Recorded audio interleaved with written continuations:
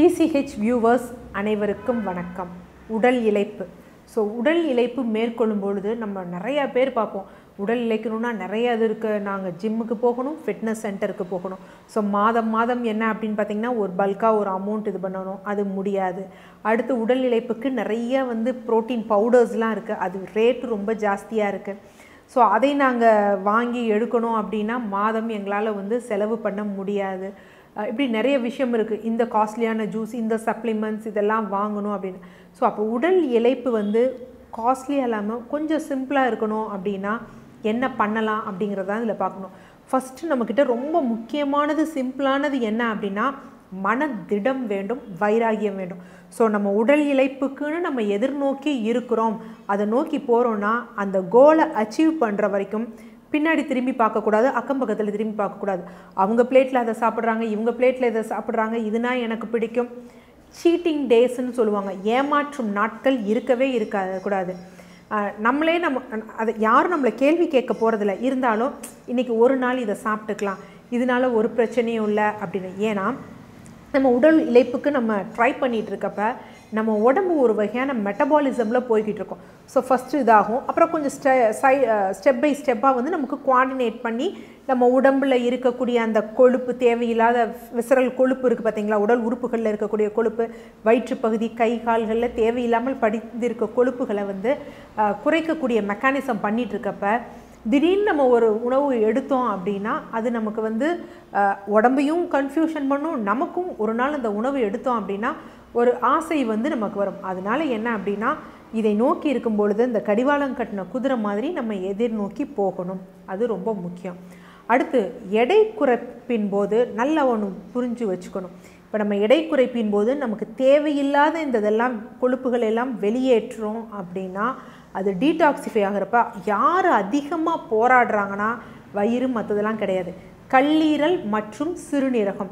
இதுதான் என்ன அப்படின்னு பார்த்தீங்கன்னா பயங்கரமாக மெனக்கெடுது. அப்போ என்ன அப்படின்னு பார்த்தீங்கன்னா அதுக்கு நம்ம ரொம்ப ஒர்க்கு கொடுக்கக்கூடாது. அந்த டாக்ஸின்ஸ் வெளியேறும் பொழுது அது ஈஸியாக வெளியேறதுக்கு வழிவகைகள் செய்யணும். அப்போ கல்லீரலுக்கு வரப்போ மலச்சிக்கல் அப்படிங்கிறது இருக்கக்கூடாது. ஏன்னா நம்ம உடல் இளைப்புக்குன்னு நம்ம ட்ரை பண்ணும் பொழுது என்ன பண்ணுவோம் அப்படின்னா கொஞ்சம் உணவுகளின் அளவுகளை குறைக்கும் பொழுது மைண்ட் செட்டில் கொஞ்சம் கம்மியாகும் பொழுது மலச்சிக்கல்ங்கிற அசௌகரியம் கண்டிப்பாக சிலருக்கு வர ஆரம்பிக்கும். அப்போ அதை குறைக்கணும் அப்படின்னா நம்ம உணவில், நீங்கள் எடுக்கக்கூடிய உணவில் நார்ச்சத்துக்கள் போதுமான அளவு இருக்கா அப்படின்னு பார்த்துக்கணும். நார்ச்சத்துக்கள்னால் பெஸ்ட்டு சோர்ஸ் என்னென்னா பழங்கள், காய்கறிகள். அதை கண்டிப்பாக நம்ம எடுத்துக்கணும். பழங்கள் அப்படிங்கிறோடனே ரொம்ப காஸ்ட்லியான பழம் தான் வாங்கி சாப்பிடணும் இல்லை. நார்மலாகவே என்னென்னா இன்றைக்கி கொய்யாப்பழம் தள்ளுவண்டி கடைகளில் கம்மியாக தான் கிடைக்குது. கொய்யாப்பழம் எடுத்துக்கலாம், வாழைப்பழம் எடுத்துக்கலாம். வாழைப்பழம் எடுத்தால் வெயிட் போடுன்னு சொல்கிறாங்களே டாக்டர் அப்படின்னா நம்ம ஒருவேளை உணவாக அது எடுத்துக்கொள்ளும் பொழுது பெரிதாக எதுவும் பண்ணாது. அது மாதிரி பழங்கள், காய்கறிகள், கீரைகள் வாரத்தில் 3 நாளாவது எடுக்கணும். இந்த மாதிரி நார்ச்சத்துக்கள் எடுக்கும் பொழுது நம்ம கல்லீரலும் பாதுகாத்துக்கலாம். அடுத்து என்னென்னா மலமும் கழியும். ஓகேவா? நம்ம வெயிட் குறைக்கிறேன், கம்மியாக சாப்பிட்டுட்டு 2 நாளைக்கு ஒரு தடவை 3 நாளைக்கு ஒரு தடவை மோஷன் போனோம் அப்படின்னா நம்ம உடம்புல டாக்ஸின்ஸ் தான் ஏற்படும். அடுத்தது என்ன அப்படின்னு பார்த்தீங்கன்னா சிறுநீரகம். ஏன்னா இந்த டாக்ஸின்ஸ் எல்லாம் வெளிவருவதற்கு, இன்னொரு உப்புக்கள் வெளிவருவதற்குரிய வழி என்னன்னா சிறுநீரகம் தான். அப்போ என்ன அப்படின்னா நல்லா தண்ணீர் குடிக்கணும், அது ரொம்ப முக்கியமான விஷயம். யூஸ்வலாக நம்மளை சில பதிவுகளில் கூட போட்டிருப்போம் என்னென்னா தண்ணீரானது தாகம் எடுத்தால் அதற்கேற்றப்பாறு குடிக்கணும் அப்படின்னு. ஆனால் வெயிட் லாஸ்க்குன்னு ட்ரை பண்ணுறப்ப, தீவிரமாக ட்ரை பண்ணுறப்ப ஓரளவுக்கு நல்லா ஒரு 3 லிட்டர் தண்ணியாவது எடுத்துக்கணும். காலையில் எந்திரிச்சோடனே நல்லா 1 லிட்டர் தண்ணி. அடுத்து பார்த்தீங்க அப்படின்னா மாலை வேலைக்கு மேலே தண்ணீர் நிறையா எடுக்காதீங்க. தண்ணீர் அப்படி எடுத்தீங்க அப்படின்னா நைட்டெல்லாம் யூரின் போய்கிட்டே இருக்கும், தூக்கம் கெடும். தூக்கம் கெட்டு போனாலும் நமக்கு என்ன ஆகும் அப்படின்னு பார்த்தீங்கன்னா உடல் பருமன் ஏற்படும். அப்போ காலையில் 1 லிட்டர் தண்ணி எடுத்துட்டோம் அப்படின்னா அந்த 10 மணி முதல் 5 மணி வரை என்ன அப்படின்னு பார்த்தீங்கன்னா ஒரு 200 ml தண்ணீர் குடிச்சுக்கணும். இந்த மாதிரி தண்ணீர் குடித்தோன்னா அந்த டாக்ஸின்ஸ் அப்பப்போ வெளியேறிடும். அடுத்து நம்ம என்ன அப்படின்னு பார்த்தீங்கன்னா இந்த வெயிட் போய் ஸ்டோர் ஆகுது அப்படின்னா அதற்கு காரணம் அதிகமான மாவுச்சத்து உணவுகள் தான். மாவுச்சத்து உணவுகள் அப்படின்னா வெறும் அரிசி மற்றும் கிடையாது. கேழ்வரகு, கம்பு இது எல்லாமே மாவுச்சத்தான உணவுகள் தான். ஆனால் இதை ஒரேடியாக நம்ம நிறுத்தணும் அப்படின்னா அது முடியாத விஷயம். அப்போ இதோட போர்ஷன்ஸை வந்து கம்மி பண்ணிடுங்க. முதல் முறை வந்து நீங்கள் ஸ்டார்ட் பண்ணுறப்ப நீங்கள் சாப்பிடுவதில் 4இல் 1 பங்கு வந்து அதை எடுத்துக்கோங்க. காய்கறிகள் அதுக்கு வந்து நிறைய இம்பார்ட்டன்ஸ் வந்து கொடுத்துருங்க. அது ரொம்ப முக்கியம். அடுத்து நமக்கு பசிக்கு இது பண்ணணும். நீங்கள் இப்படி சாப்பிடாம இருந்தோம் அப்படின்னா நமக்கு பசி எடுக்க ஆரம்பிக்கும். அப்போ ஆசிட் செக்ரீஷன் அதிகமாச்சுன்னா நான் டயட்டில் இருந்தேன், எனக்கு அல்சர் வந்துருச்சு அப்படின்னு நம்ம சொல்லுவோம். ஆக்சுவலாக அதனால வராது. பட் நம்ம எண்ணம் எல்லாம் வந்து சாப்பாட்டு மேலேயே இருக்கும். ஐயோ நம்ம இட்லி சாப்பிடணுமே, சோறு சாப்பிடணுமே, தோசை சுட்டு சாப்பிடணுமே, பூரி சாப்பிடணுமே அப்படிங்கிற எண்ணம் இருக்கும். ஸோ அப்போ அது வரக்கூடாதுன்னா சட்டைட்டி நம்ம ஃபுல்லான ஒரு விஷயம் வேணும். அப்போ என்ன அப்படின்னு பார்த்தீங்கன்னா அதற்கு புரதம், கொழுப்பு ரொம்ப முக்கியம். ஸோ புரதம் அப்படிங்கிறப்ப நம்ம காஸ்ட்லியாக வந்து ரொம்ப போக வேண்டாம்.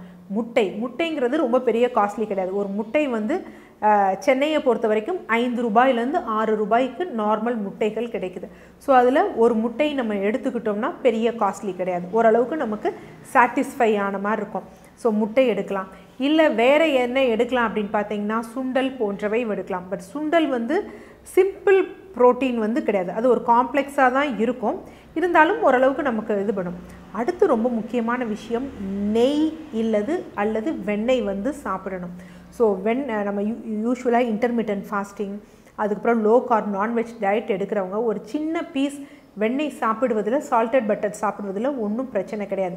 ஏன்னா இங்கே நம்ம சாப்பிட்டிங்கன்னா திருப்பி கொலஸ்ட்ரால் ஏறாதானா, இங்கே கார்போஹைட்ரேட் இல்லைன்னு வச்சுக்கோங்களேன், என்ன பண்ணும் அப்படின்னு பார்த்தீங்கன்னா இருக்கிற கொழுப்பை தான் நமக்கு வந்து கரைச்செடுக்கும். இல்லை இருக்கிறத அப்படியே எனர்ஜியாக அந்த கொழுப்பை சாப்பிட்ற இதை சுகராக கன்வெர்ட் பண்ணி யூஸ் பண்ணிக்கும். ஸோ இதெல்லாம் என்னென்னா நம்ம சாப்பிடுவதற்கு சாப்பிடணுங்கிற எண்ணத்தை வந்து குறைக்கக்கூடிய தன்மை வந்து இருக்குது. இதுவே வந்து சில சப்ளிமெண்ட்ஸும் இருக்குது. ஆனால் அதை எடுத்துக்கொள்வதால் சில பக்க விளைவுகள் ஏற்படும். அதனால் என்ன அப்படின்னு பார்த்தீங்கன்னா இந்த வெண்ணெய், நெய் போன்ற விஷயங்களை வந்து எடுக்கணும். ஸோ இதெல்லாம் கால்குலேட் பண்ணிங்கன்னா ரொம்ப காஸ்ட்லி வந்து கிடையாது.